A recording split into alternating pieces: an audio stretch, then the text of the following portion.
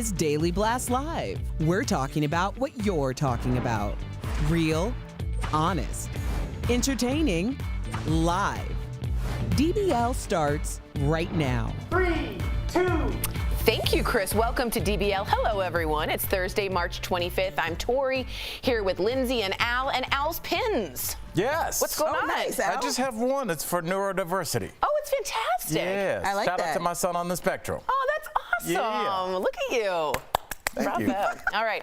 Well, we're actually going to start off today taking a look forward because President Biden is holding his first press conference in a little bit and is expected to announce a new vaccination goal. Now, he hinted he could double his original one, now aiming to get 200 people vaccinated in his first 100 days. Speaking of which, more and more people are getting their shots, including Magic Johnson, Arsenio Hall, and Danny Trejo. Take a look. I want to do it for me, I want to do it for my family, but also for my community too at the same time. I want to keep my kids safe, and I want to make sure that anybody around me is safe. Donald J. Trump and Barack Obama both got this. They don't agree on nothing. Stay safe, and let's do this. That actually feels good. It feels like joy is going into my soul. going into my soul. I love Arsenio. By the way, I said, I hope I didn't misspeak, but it's 200 million, not 200 vaccinated. I wanted to get that clear, as the new goal Biden has. I mean, it's a difference of Tomato, tomato. Okay, whatever. As more people get vaccinated and life slowly returns to normal, some of you are wondering what the pandemic's after effects will be. So a new survey is out from Harvard Business School. They found more than 80% of workers who've been working from home would prefer to keep it that way, or go to a hybrid model, working some time at home and some not. I've heard this repeatedly, that spending quality time with their kids, the pets, the home, being a home taker has really helped their life balance. You've been with Colin this whole time. How's it really worked out? Yeah, I mean, but well, we she's on also TV don't have... now. She's got to say something great. It's perfect. No, but I think the commute, cutting down the commute, all that stuff, it actually really matters, especially like in Denver. I don't live that far away, like, 'cause it takes me 20 minutes max to get to work. But like in LA, I lived an hour and a half from the office. And so 3 hours of my day would be spent in the car. Oh. So I think just having the option, maybe that employers say Thursdays and Fridays, or Fridays work from home, that could change your entire life and what you get done for those 3 hours of your day. So I think it's good to keep in mind. It also should help cut costs for a lot of businesses that completely shut down the office. A lot of businesses that I know have said we're going completely remote. The same amount of work is getting done, and I really think that employers should look at the effectiveness and not whether you're sitting there from 9 to 5. I mean, the productivity has gone up, and other places in Asia, they have like a 4-day weekday, or they like, you do what you need to do to get your work done, and we won't give you hours even. What do you think, Al? I've always said, first of all, I think that 81% is low. I think it's low. I don't know anybody that's like, I cannot wait to get back into rush hour traffic, have a fender bender every couple of years. You know, just have bad coffee. Just the stress of bad gas station coffee instead of the stuff from your house. I think just being able to start your day, knowing what, like, Lindsay, we need you to get this file done and sent to this place by 4:30. We don't care how you do it. We don't care how you're dressed. Just get it done. And I think a lot of people work better under that model. So, you know, I think working from home maybe 10, 15 years ago, you maybe know one person and they'd be like, I'm in a bathrobe all day. But I think people take it seriously now. Yeah, at least to the top half. There's always sweatpants on the bottom. I think that's weird. I put pants on. You're weird. But people are still alert. Like, they're not on conference calls in their bed. You know, at this point. No, they're still professional. Exactly. Totally. So I think that we've gotten that far on Zoom works, calls. as we've seen. Exactly. All right. Well, for a lot of us, the pandemic has had all sorts of also unintended consequences, including weight gain. Let's go there, okay? A new survey found that 61% of Americans have experienced undesired weight changes, and this is incredible. People reported gaining an average 29 pounds. That's on average. So there's like an enormous amount above that. I think this is something that we're gonna really have to deal with, an obesity pandemic epidemic. I mean, I think people ate emotionally throughout this entire thing, and I don't blame them, because mommy did too. For me, it wasn't emotional. It was just like straight out, I'm buying groceries, I'm cooking, I have nothing else to do. We were drinking, we had to cut it down. Even bored eating. Right, we were having wine with like lunch, you know, it wasn't that serious. And so that was the beginning, like, oh my God, we're home. And then it stopped to be so thrilling, and we had to cut back. We realized that we both in the house together. Also, Colin is an amazing cook, so that kind of adds to it. Did it. And he's from down south, so it's all down south food. So of course you gain weight, but I didn't think of it as a bad thing. I just thought of it as, okay, well, we got to get mobile. Things are open up. We had a nice little year. Like, it's a phase that is gonna move on. I think 30 pounds is a lot to have to take off as like I think people are gonna realize how much they really psychologically used food. At least I did. I guess I should speak for myself. I used food for if I was bored, if I was anxious, if I was nervous, if I wanted to fulfill myself somehow without any social interaction. Yeah, and I mean, just because you're there. You're at home and it's right in your face. Lindsay's talking about meals. First of all, Lindsay, I don't know how you stayed in shape with Colin. Stayed in shape where? I mean, that would have, they would have had to knock a wall out of my house to get me down to DBL. Like, honestly, I think, and I remember this when the first time I started writing on the show, I was writing on Shaq's show, and the break room just had like Twizzlers and those little tiny Snickers. So every time you walk by, it's just like, oh, it's a couple Twizzlers. But like at the end of the day, you've had 28 Twizzlers a day, you know, and you gain weight. And I think the snacking at home is really the bad thing, because you're not eating full meals, but you're never kind of not eating something. Oh, 3 graham crackers here and it just adds up. Don't you guys think that snacking in the office, it's always someone's birthday, there's always a cake, there's always donuts, or like we're celebrating something? But it's not there at like all hours of the night. Like, I can go at like midnight and get stuff. Not that I have. Let's have a good laugh. All right, let us know. I know it's a real thing for a lot of you, so write us in Facebook or YouTube. Another big change for so many is kids are starting to return to in-person learning. So do you all remember this teacher in Memphis? I love this person. David Jameson went viral for videos like this, showing how he greeted each student with their own unique handshake routine. He said the greetings made the students feel special. I would feel unbelievable and got them pumped up to learn. Well, now he's back in the classroom greeting students again with their unique handshakes, only this time they're a little farther apart and in masks, no touching. He actually got COVID last year and said experiencing that made him more excited to be back. But as more and more students are returning to classrooms, a lot of people are talking about what it'll take to get them caught up and ready for in-person interactions again. I know that when I see someone, I'm walking my dog and they're walking their dog, I go, God, why are you here on the same block?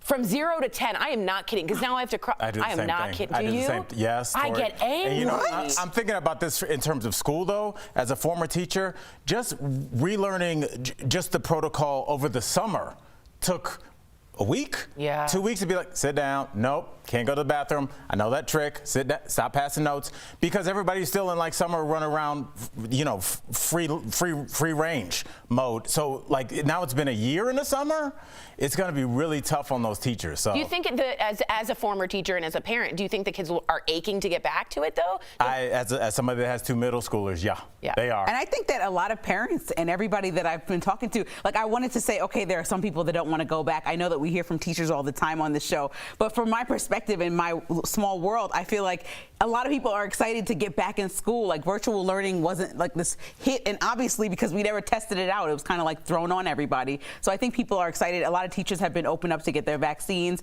and so hopefully this is a good positive experience where kids can be interactive again. Our co-host Sam is like, her daughter hasn't been around another human, her son, ever. I saw Miles from afar, and Miles cried because he had never seen another person. Maybe it was you, and you're blaming COVID. That's something to think about on your Don't laugh, Rob. Chris, coming up on DBL, Lindsay is talking to Grammy winner Macy Gray. So jealous. What a cool interview. I can't wait. She's dropping hints of new music and reminiscing about her on-screen debut with Hollywood royalty. She's also such a good actress, I think. And a relationship guru's private life exposed. Can you really trust a love doctor's advice when they've cheated time after time? That's coming up next. Closed captioning provided by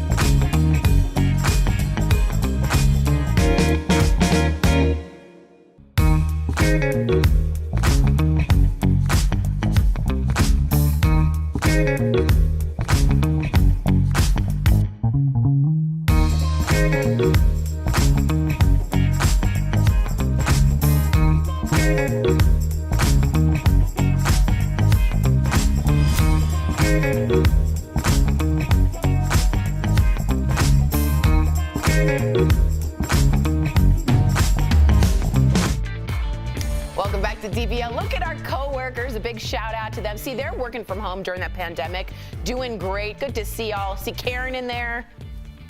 All right. A relationship guru with a huge following on Instagram is getting even more attention now. I don't know if y'all have seen this. His fans have uncovered the fact that he was cheating on his wife, and now in a video that's gone viral, he's admitted to multiple indiscretions, all with his wife right at his side. Some are calling it incredibly, quote, cringeworthy. You be the judge. The truth is, and I'm saying it here now, is that Derek Jackson was involved with other women outside the marriage. All of it falls under the umbrella of inappropriate, cheating, affair, stepping out, definitely not in alignment with the vows that I took, and definitely not in alignment with the biblical standard of what it means to be faithful, which is the standard that I'm going by now. Now, if you didn't notice, his wife, the zoom in is funny, who was seated next to him, didn't look real pleased to actually be there. And check out the grip that she had on his hand. All right, Linz, tell me what you feel, and was this at all apology worth it? Did it help? I don't know what's happening here. This lady looks like she's in Get Out, and she's being forced to be there. That grip is so tight, and she's just standing there. And I'm not even going to go on her, because Erica and I talked about this yesterday, about why she had a bonnet on. Every black lady in the world knows that ain't right. That was a bonnet. To be having on national 1 million followers. Like, I don't know what's happening right now, but I'm watching this, and I'm just like, man, who, I don't even know who this man was before this, but who takes his advice in the first place? And then also, he's the same person that calls out, like, Pastor John Gray in Houston cheated on his wife. He had all the things to say. So now that he is throwing stones from his glass house, I'm just watching this man and just laughing, like, and I just feel bad for her for being in that situation. Well, I do too, but also, I love that he talked in the third person. That's always a sense of guilt when you're putting yourself out there. That is a sense, Jackson did too. That's a sense of narcissism. Yeah. That is not a sense of guilt. I don't think that you guys really caught the thing that really got me, and it's really just a catch-all for getting out of everything. He goes, it's the biblical standard that I'm following now. It's like, oh, so just now? Oh, I didn't know that was an option. I would have been doing that the whole time. It's like getting saved every time you go to the club afterwards. Get saved. Exactly. Like, oh, Lindsay, I'm sorry I stole from your house. I'm following the commandments now.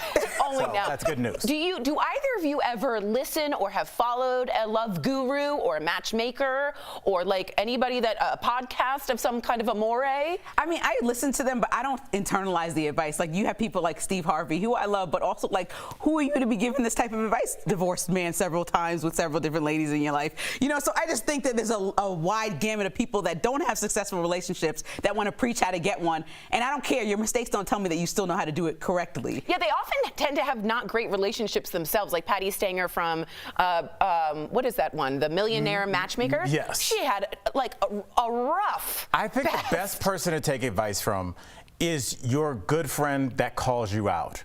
Because you have friends that you can call and they'll be like, Lindsay, he's wrong. Tori, I can't believe you're dealing with that. But then you'll be like, Tori, you know how you can be. Al, let's be honest, you were a little out of line. And then that way you can kind of piece together like, okay, that was wrong, but then they said they were wrong for that. And so you don't have this like, and Lindsay said I was right, and Tori, like, I expect my friends to back me up, but you need that one friend that's going to keep it real. And I don't know if a love guru that doesn't know you can do that. Or properly. your partner. And also, we just found out Steve Harvey married twice, divorced twice on his third marriage. Yes, I know. Fall down twice, get up 3 times. Some Buddhist saying coming up on DBL, from new music to new movie all about fear.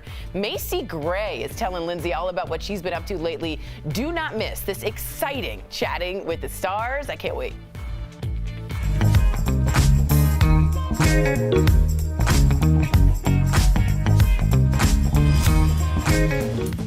If one doesn't get you, the other might. The symptoms from seasonal allergies can mimic a mild case of COVID-19. Now researchers say there may be a link between high pollen counts and illness rates from COVID. Let's connect the dots.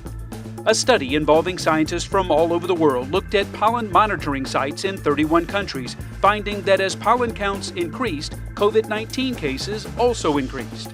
Pollen can aggravate our immune system even if we're not allergic. Dr. Louis Ziska of Columbia University was involved in the study and tells us cells that line your nose, throat, and lungs become less effective at blocking out viruses when exposed to pollen and increase your risk for respiratory illness. Other scientists say while the data is interesting, it doesn't prove pollen counts are responsible for higher COVID rates. Health professionals say there are many factors that influence infection rates. They do agree that wearing a mask will help protect you from pollen and COVID.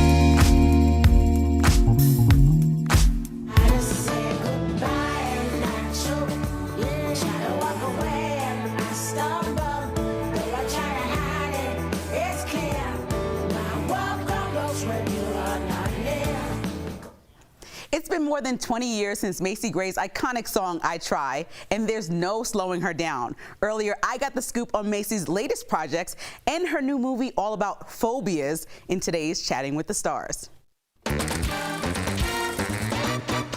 Macy Gray, welcome to Daily Blast Live. Hello there. Now, although you're a Grammy Award-winning artist, Hollywood has embraced you as an actor. But before we get to your latest film, I have to ask you, it's been more than 2 years since you released your last album, Ruby. So when can we expect new music? You must have read my mind because we actually released our first single from the new album. It's called Thinking of You. Oh, let them worry, let them figure it out. 'Cause I'm drinking. It's on Spotify, all platforms, and we formed. I've been traveling with my touring band for the past 5 years, same guys, and so we made it official this year, and we made a band. So it's called Macy Gray and the California Jet Club. Yes, I love it. Now, a lot of people don't know, but your film debut was in the Denzel Washington blockbuster Training Day, and that was 20 years ago. So what do you remember most about that experience?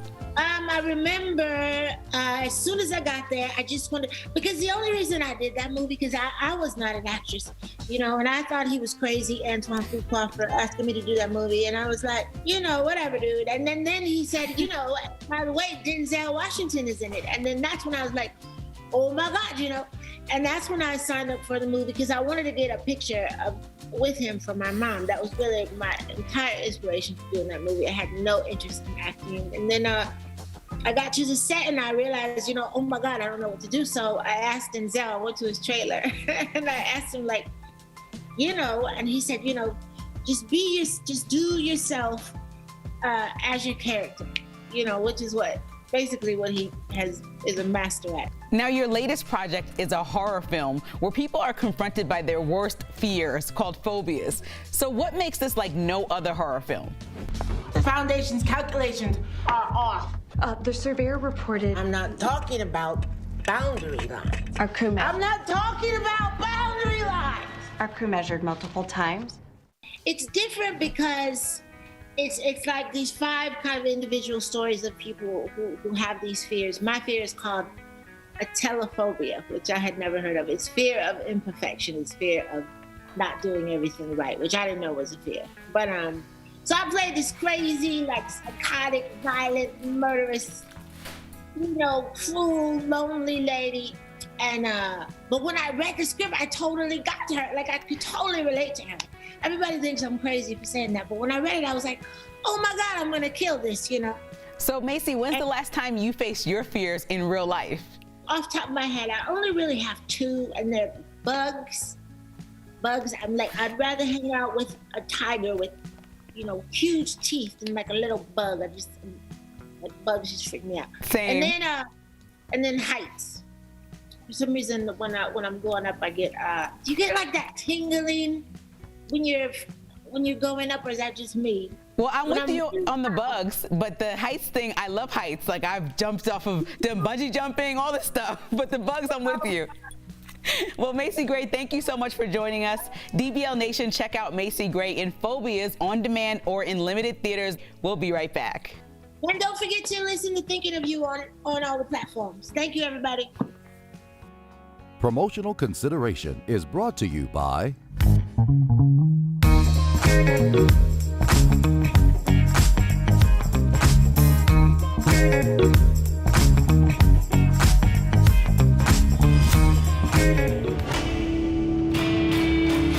The situation we're describing is called a breakthrough case. It's when somebody gets sick despite being vaccinated against an illness. So our question is, have there been any reports of people getting COVID-19 after being vaccinated? Our sources are the CDC and infectious disease doctor David Priest. The expectation can't be with any vaccine that there's not a single case that arises. And we do see that in the numbers. While more formal research is underway to track breakthrough cases, the CDC does have a database where clinicians can report them, and we checked it. Right now, there are 25 reports of people in North Carolina who got a COVID shot and later got the virus. But after looking at each report in detail, we found only 3 who were considered fully vaccinated when they tested positive. So why might these 3 cases have happened? There's a unique interaction between the vaccine and the individual's immune system and how well they respond to it, how well do they make antibodies, how well do their T cells respond. Priest says even with breakthrough cases,